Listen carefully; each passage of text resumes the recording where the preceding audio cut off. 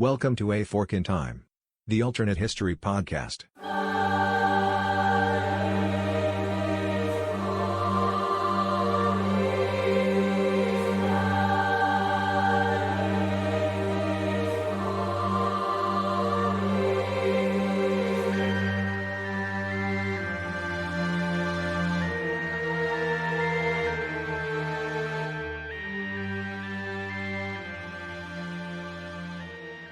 Welcome back to A Fork in Time, the alternate history podcast. Alexis, the co-founder of the podcast, once again, and the host here today. I am solo. I am by myself, but I'm actually pretty excited. We are going to be talking about a topic today that I've literally wanted to talk about since we started the podcast. Gosh, two years ago now? Maybe even more than that. So I'm pretty excited about this one because it's one I've been thinking about for a while, but I finally dedicated some time to doing some research on it and actually thinking about it. So I'm really excited, and as we go through it, you'll see that I kind of have a personal connection to it that we've kind of alluded to a little bit on the show before, but I'll get into a little bit more. I'm thinking specifically of the episode that my dad did with Eric in terms of the Human Genome Project. He alluded to something that we're going to touch on today because it is something that affects me personally. But a little overview of today's topic before I go into our little break to hear from one of our supporters of the podcast. We're going to be talking about today William, Duke of Gloucester. And if you're not familiar with who that is, he's one of the lesser known royals, and yes, he is from that favorite country of mine, but he is one of the lesser known royals from that country. He is actually the son of Queen Anne, who reigned in the 18th century, the 1700s, and her husband, Prince George of Denmark.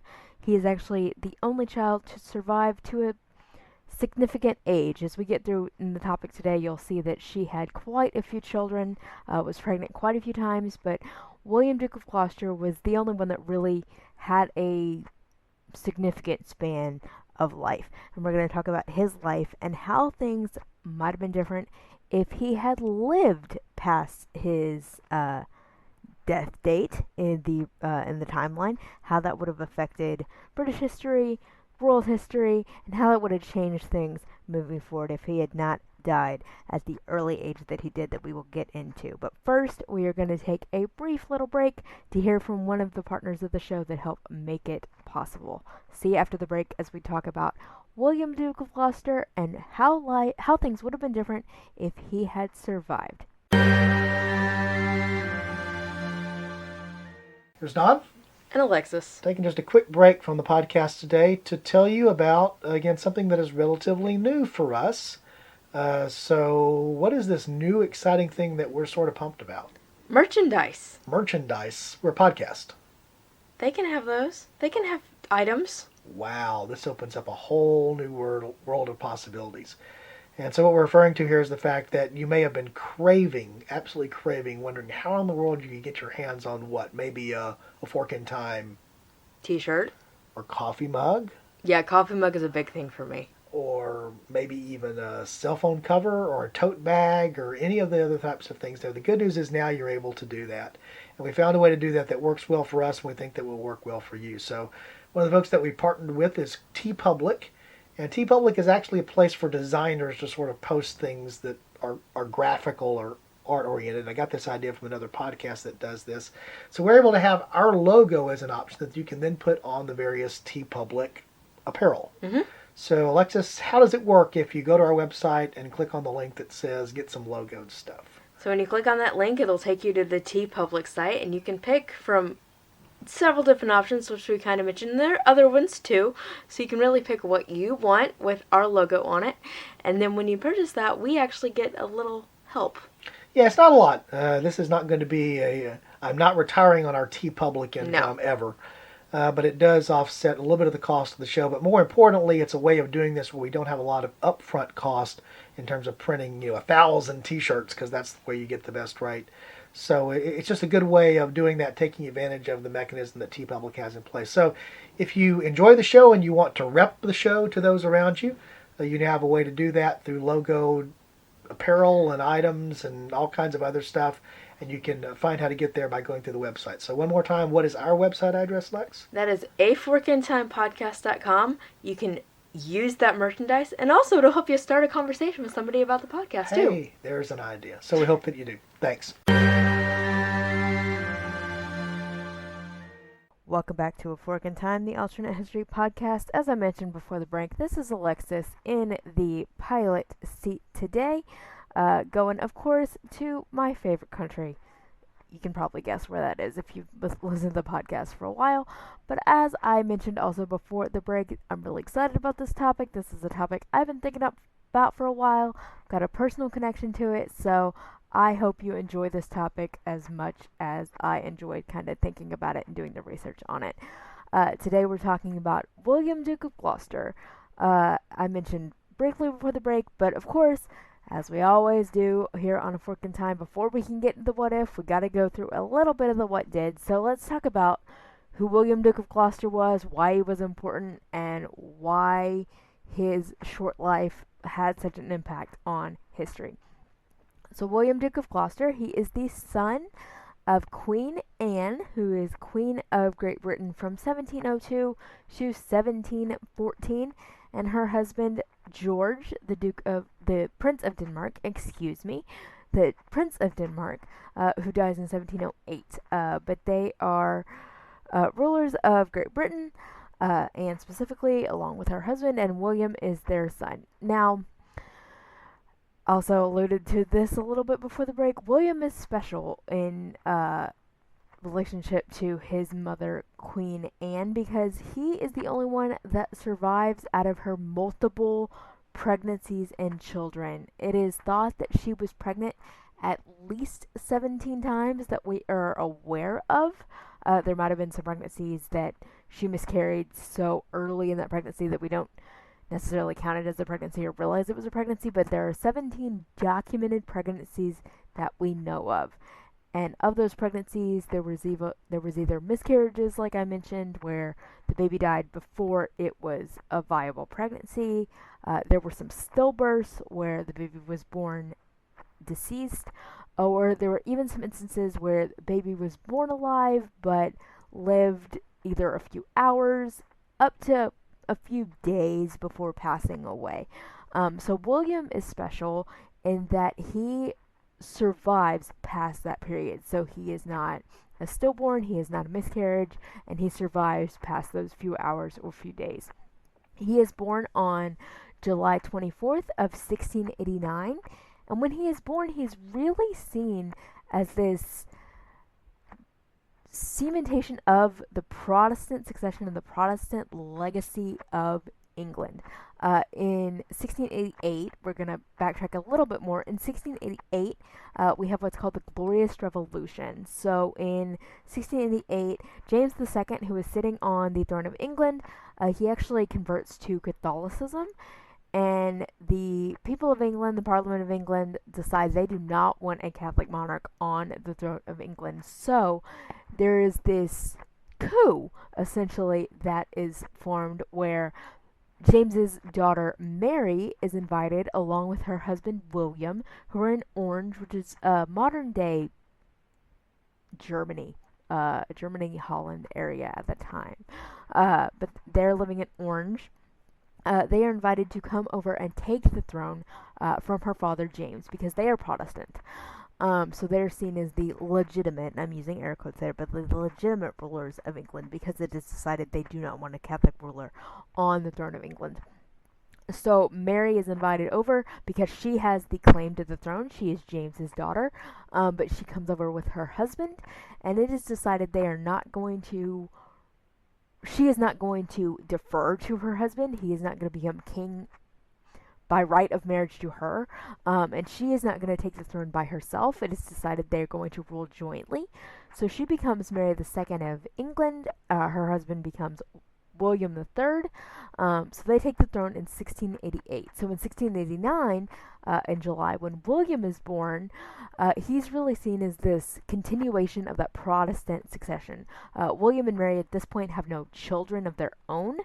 So her sister, Mary, James II did have two daughters from his first marriage to Anne Hyde, and those daughters were raised Protestant. We have Mary, and then we have her sister Anne.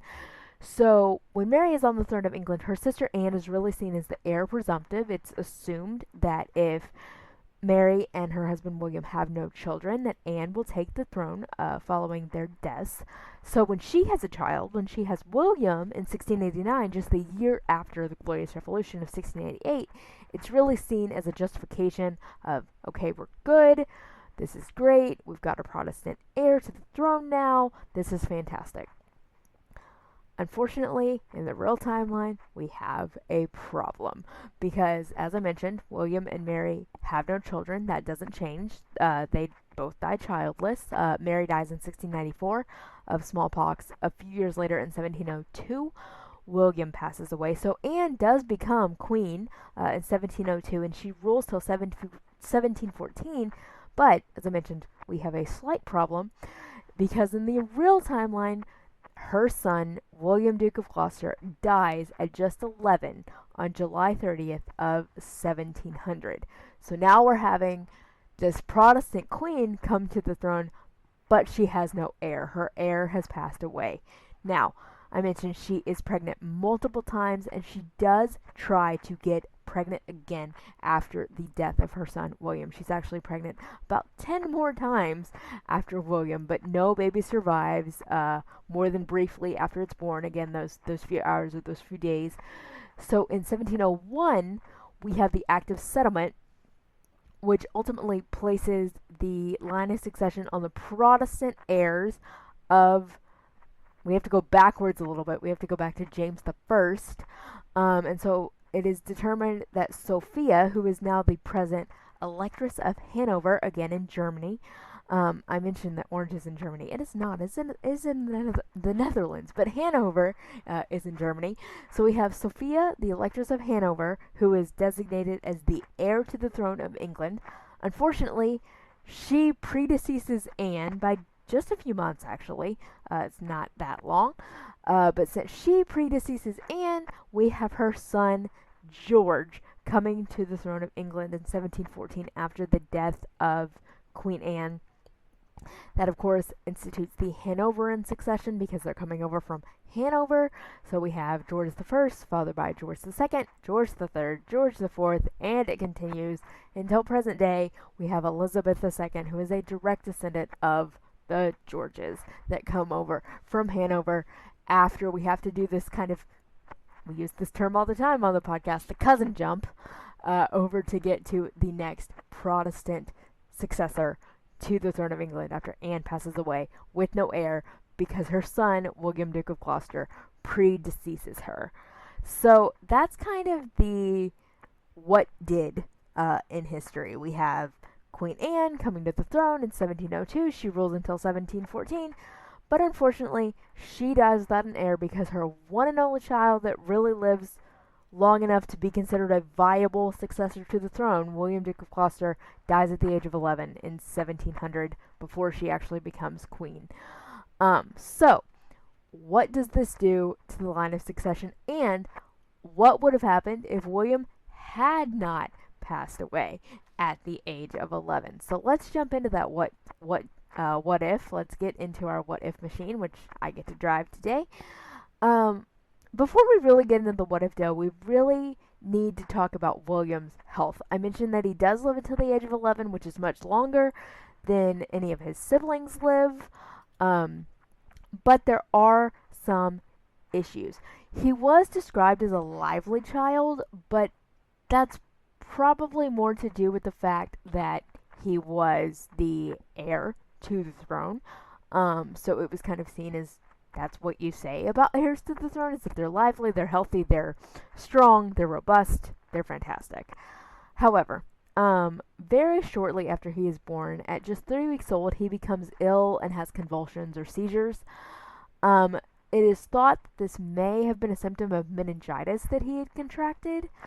However, this results in a condition called hydrocephaly. This is where the topic becomes very, very personal for me because I actually have hydrocephaly as well.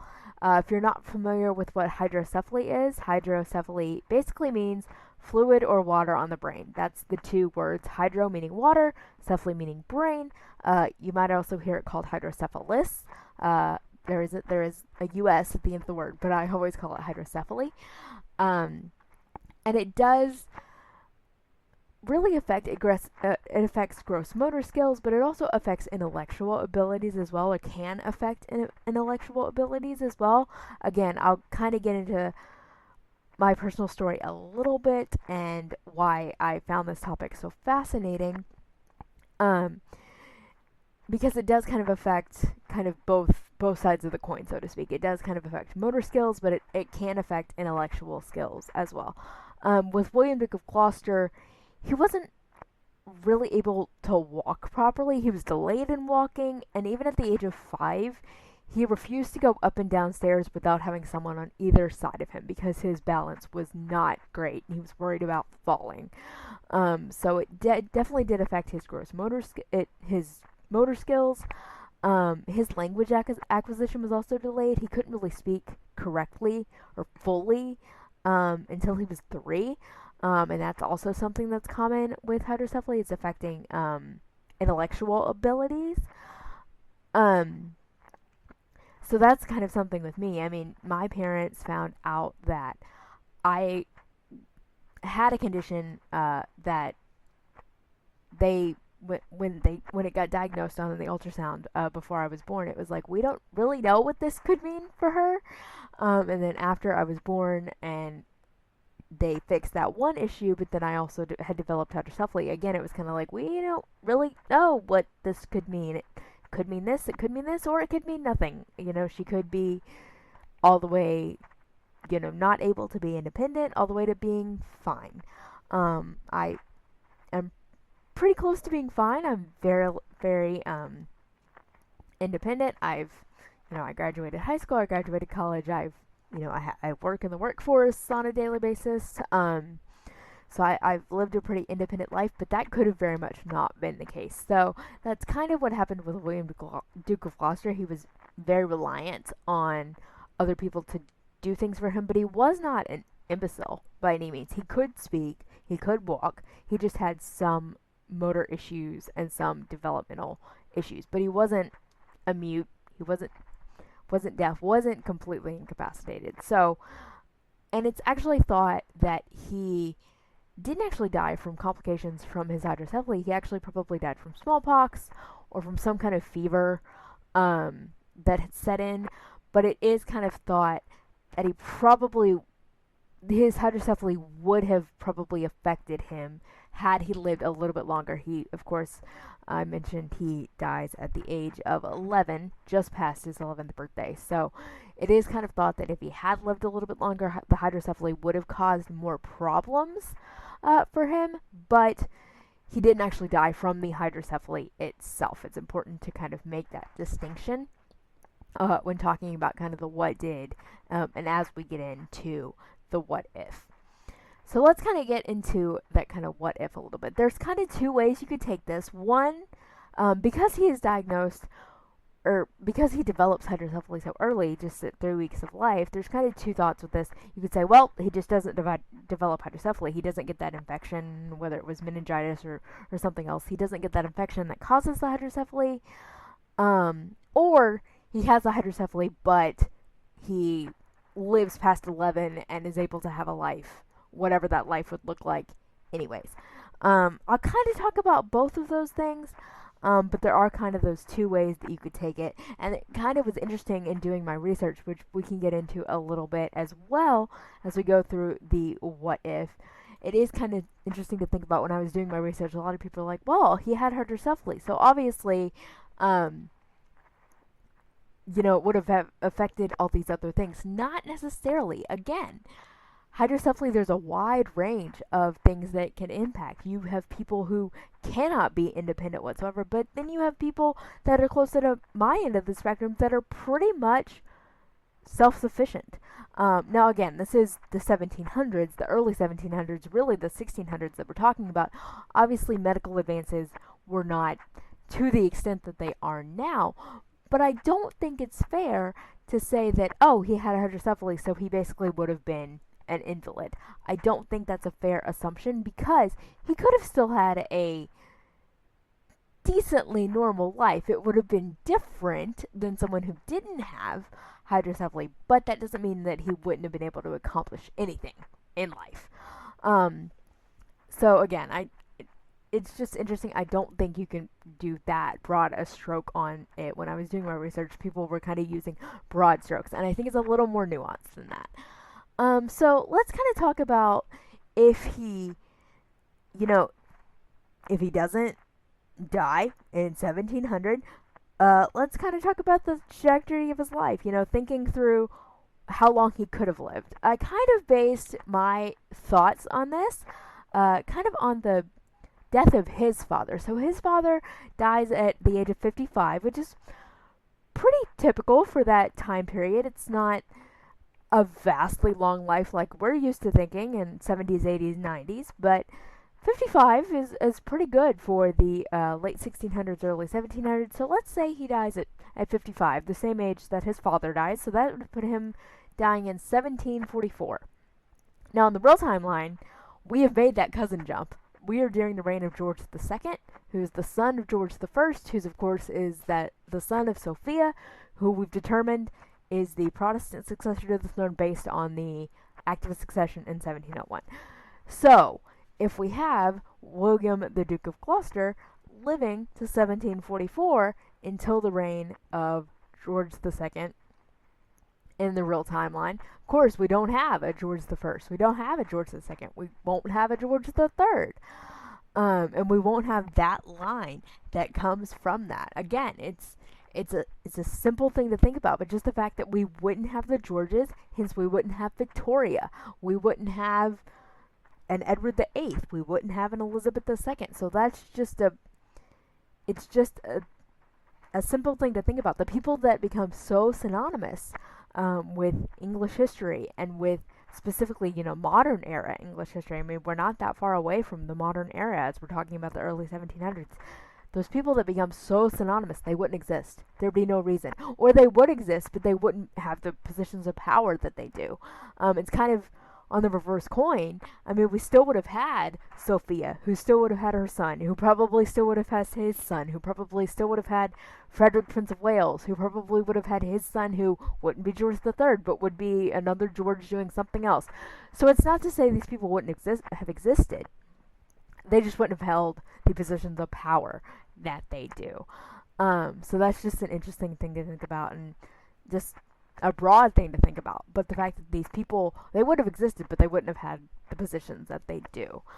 So let's talk about kind of William's marriage prospects as he continues to grow up. A lot of things when I was reading, people were saying, well, he wouldn't have had children. Again, he had hydrocephaly. He wouldn't have had, he wouldn't have gotten married. He wouldn't have done all these things. Again, I don't think that's fair. I think, first of all, there have been examples of incompetent or incapacitated kings and queens and rulers in the past. So even if William, the Duke of Gloucester, let's call him William IV, once he becomes king, upon the death of his mother, let's just say she dies in 1714 like she does in the real timeline, so he would have been king for 30 years. There is a precedent for a regency. Of course, we see that with George III in the real timeline. We have examples of incapacitated monarchs. George III, Charles VI of France, who's of course the one who infamously thinks he is made of glass.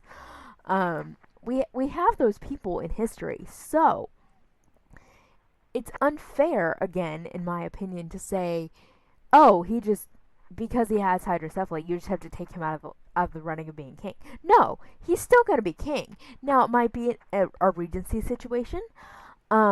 Another thing when I was doing my research, I saw it delays kind of the post of the prime minister coming to, prominence in Great Britain, with William Pitt, the older, William Pitt the younger, and, subsequently moving forward. I think if you have William IV, William Duke of Gloucester, becoming king, I think there's a chance that timeline gets expedited even more, because he might be this weak, feeble, needing help king. There might be that power vacuum, so to speak. And because we've kind of moved forward a little bit in history, maybe there's that opportunity for those ministers in Parliament and in the House of Commons and in the House of Lords to really galvanize their power, and the Prime Minister might actually become a more prominent feature quicker in history. We're used to thinking about it in concert and in context of the Georgians coming to power. But if you have this weak king that needs this help, is it possible that the Prime Minister becomes popular in 1714 and in the 1720s sooner than in the real timeline, or becomes a little more prominent a little bit faster than if we're having to wait kind of with the Georgians to come over and establish their succession and their line of rule. I think that's not a far cry to see the Prime Minister coming, kind of rising to power a little bit quicker, because they're having to help this monarch that might need a little bit more help. Of course, we have this king, again, even though he might have hydrocephaly or might have an issue where he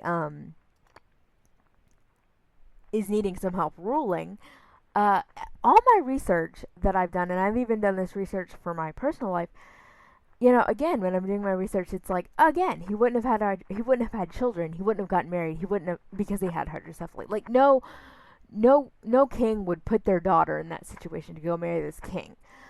Well, again, we're not sure what his hydrocephaly would have manifested as.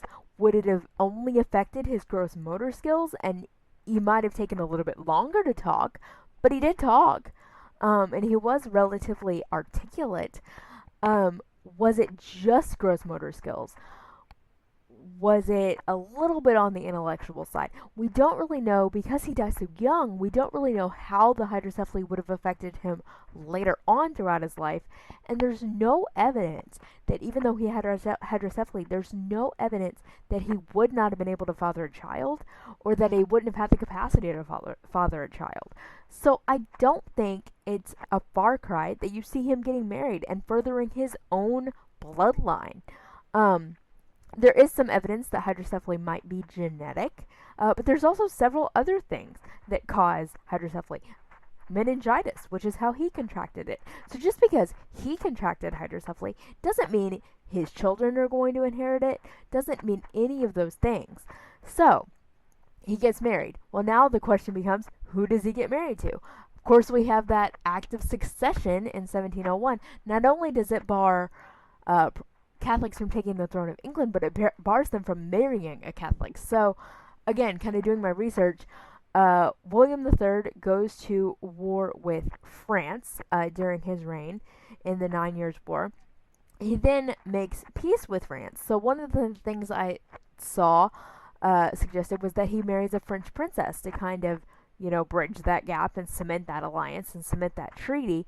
Problem: France is Catholic.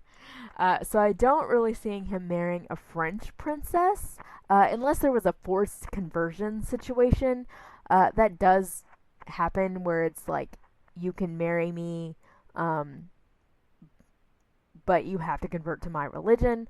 Again, we're talking about the Act of Succession. We have an example of that closer to our modern day.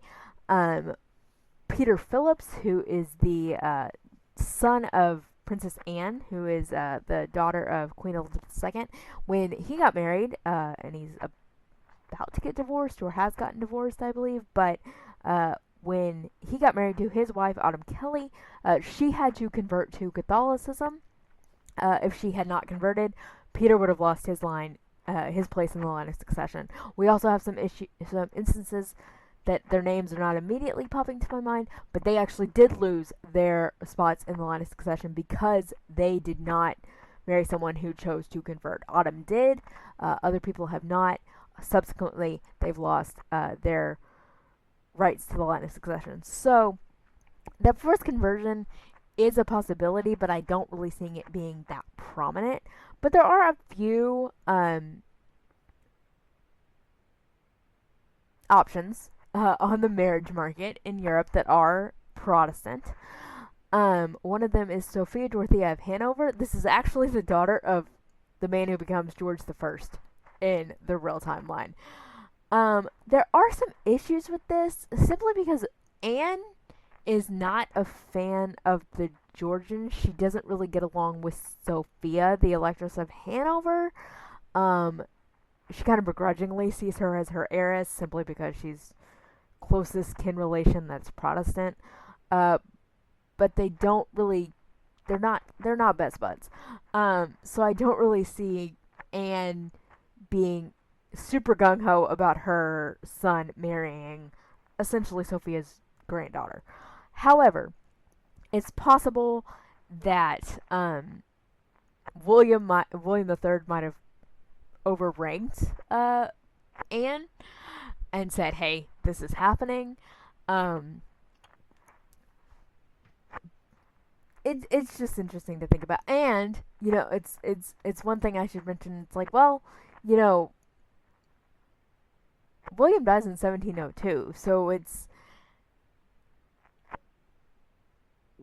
where are we? Like, how much pull does he have to, tell William, the Duke of Gloucester, that hey, you're gonna marry this person now, because they're so young. I mean, in 1702, he would have been only 12, or actually 13, depending on when he was in the year. However, it's not uncommon for princes and princesses to get married that young. Granted, as we've gotten into the 17th century, or the 1700s, the 18th century, marriage ages have kind of increased a little bit. We see people getting married in their late teens, early 20s. They're not as much getting married very, very young and then waiting to consummate the marriage. However, that doesn't mean it's completely out of the question. So it's an unlikely scenario, but it's kind of the one that my brain likes to go to easiest. I think that's because if we have William, the Duke of Gloucester, marrying Sophia Dorothea, we merge the timelines eventually. We merge the what if with the what did. If we have William, Duke of Gloucester, marrying Sophia Dorothea, of course I mentioned she's the daughter of George I, who doesn't become George I in this timeline. He just becomes a George. He's the Elector of Hanover, which the Georges as we know them, George I, George II, George III, they do also become the Elector of Hanover. So George is the Elector of Hanover. But William, Duke of Gloucester, and Sophia Dorothea, did they have a son, George? So their George is now George I. I think that it's where my brain naturally wants to go, although this other part of my brain is fighting it because I know there's this issue between Anne and Sophia that is going to be hard to overcome. Some other options are Ulrika Eleanor of Sweden. In the real timeline, she becomes the wife of Frederick I of Sweden. Or we have Sophia Louise of Mecklenburg-Schwerin, who in the real timeline becomes the wife of Frederick I of Prussia. So we do have some options in terms of marriageable princesses in the European market who are Protestant.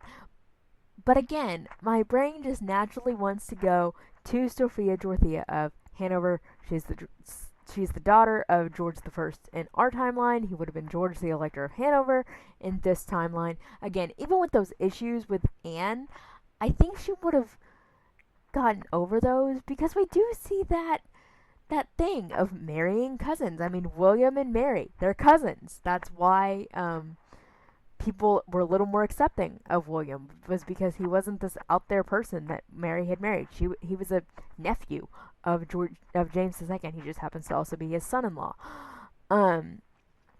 So again, that's kind of where my brain wants to go, and I see Sophia Dorothea becoming Queen of England, and I see them having... Now, I don't see them having a ton of kids, which is interesting because when we think of the Georgians, we think of these huge, big families.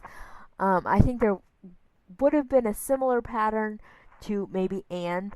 maybe William's mother, where she might have been pregnant multiple times, but I think they would have had one, maybe two, maybe three children that survive. But again, I see kind of the timelines melding, and we just, move the Georgians up. We still get the Georgians, and so this way, in this weird way, we do get kind of the same people.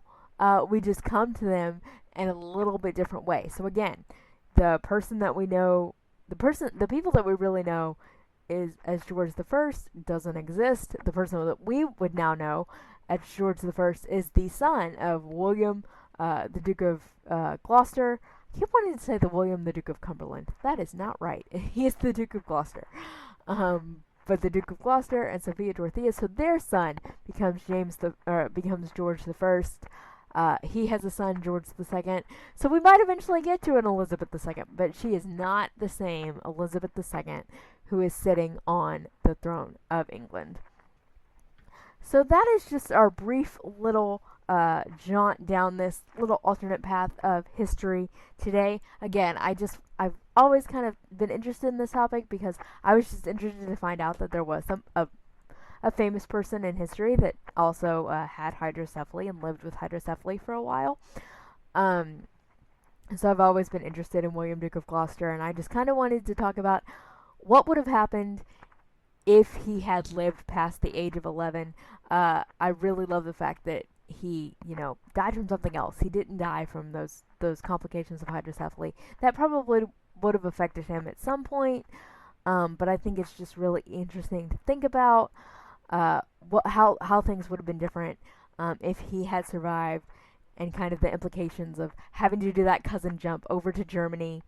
And then, of course, we still to this day, we have a German family essentially on the throne of Great Britain. If we do that, but do that in a little bit different way, they might not be seen as German. And I'm using air quotes there because, we have this Sophia Dorothea who's in the line of succession. I mean, she's the daughter of the person in who we know is George the First, who's the son of Sophia, who's the descendant of James the First and the Stuart line. So she's English, essentially, which is why they have the legitimacy to the throne that they do. But I think you would have seen this little more of a legitimacy if they're marrying into someone who is quintessentially English. William, Duke of Cumberland William, Duke of Gloucester is really, really fundamentally British. So even if you have this marrying into this German line, it's not as much of a stark departure, and it's a little bit more of a gradual kind of easing into, and not just, we had to jump over to Germany and grab these people and bring them over. It's, we melded into the German line a little bit more, and not just jumping over immediately. So it's just a different way to think about it, a different way to, again, on paper you think like we ultimately get to the same place that we ought to, but when you really think about it, we didn't get to that same place. So it's just an interesting thing to think about. But again, I always have been fascinated by William, Duke of Gloucester. So I hope you've enjoyed this little jaunt that I've gone on today. We invite you to go onto our website, which is theforkintimepodcast.com. We have our forums there. You can interact with this topic or any of the other topics that we've talked about on the show. Of course, we have our social media. We have Facebook. We have Twitter. We're on Instagram. We're still building up that Instagram, so bear with us as we kind of get going on Instagram. But that's a great way for you to interact with the show as well. If we see a post, we're going to interact with it. I'll interact with it. My dad will interact with it. We love interacting with you that way. That's also a great place for you to share the podcast. We always post the link to the show, so if you want to share it out, if you find a topic interesting, think you know somebody who might find a topic interesting, we invite you to do that. We're actually recording tonight the inaugural episode of The Room Where It Happened. Very, very excited to get on that episode as well with some of the people that you've heard on A Fork in Time that are going to make the jump over to The Room Where It Happened. But of course, it is not too late for you to get involved with either The Room Where It Happened or even A Fork in Time. There's a place on our website if you want to be involved with either of those podcasts. You can fill out the form that we have there. You can shoot us a note. You can be involved in a lot of different aspects of it. If you want to be doing research, if you want to be doing stuff on social media, if you want to be doing some production work, if you want to actually have your voice out there like we do, and get your voice heard, we'd love to have that as well. So if you want to get involved, go on over to the website, aforkintimepodcast.com, fill out that form, and then we will connect with you and get you involved with us, because we'd love to have you. As we always say, we're building a community here. We've loved building that community over the last couple of years, so we want to keep growing it as we keep adding to our podcast repertoire here. But I'm really excited to get the room where it happened up and off the ground. So hope you enjoy that as well. Again, we have our Patreon page, so if you'd like to support the show financially, or the room where it happened financially, now that we're getting that second podcast off the ground, we'd love to have you there.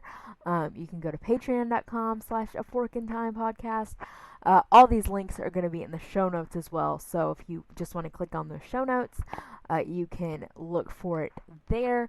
But of course, the best thing that you can do to support us is to give us your time. So I want to thank you for joining me today. I want to thank you for listening. We really appreciate it. Again, we've loved building this community over the last couple years. We know that it's been a little hectic, particularly with this last year with COVID, and we've got things going on in our life. But I always love coming back to the podcast and getting to interact with our listeners and with all of you. So really hope that you stick with us through kind of the stuff we've got going on, and know that y'all are really important in what we're trying to do here. So I'm going to close out the show. I'll close out the show the same way we always do, which is to say that if you happen upon a fork in time, our suggestion is you take it. Have a great day, everyone.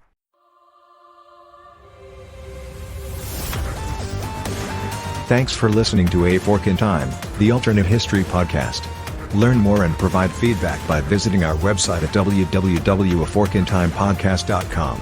Connect to us on Facebook at facebook.com/aforkintime, or follow us on Twitter at AFIT Podcast. If you want to support the show financially, visit our Patreon page at patreon.com/aforkintime. We hope you will join us next time.